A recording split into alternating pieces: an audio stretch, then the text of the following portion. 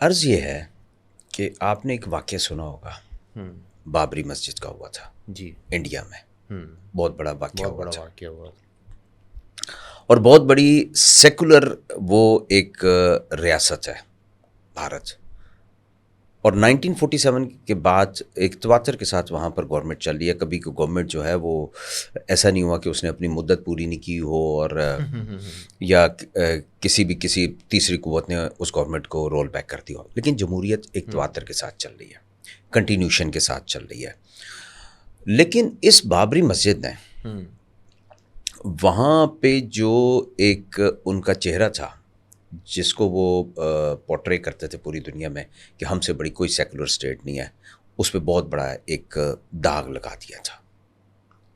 اب وہ داغ تو لگ گیا، اور ایک ایسی سیاسی جماعت کی اس وقت حکومت تھی جو تحریک آزادی میں جن کے جو بڑے تھے، ان کے بزرگ تھے، ان کا بڑا کردار تھا، اور اس کا نام تھا کانگریس.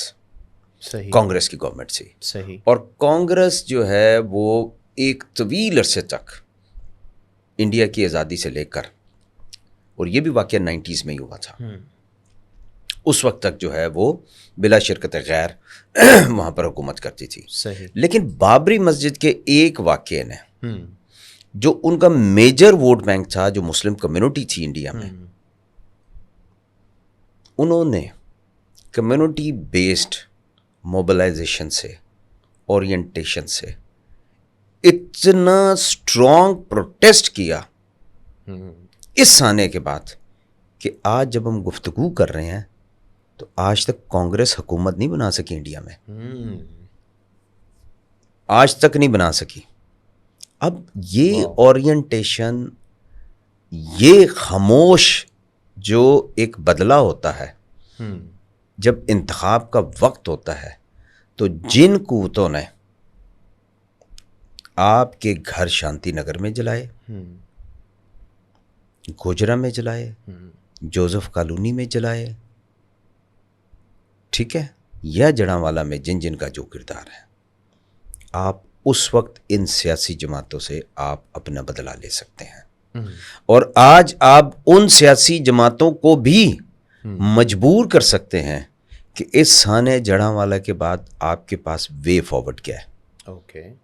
آپ کے الیکشن تو چند مہینے بعد آنے والے ہیں.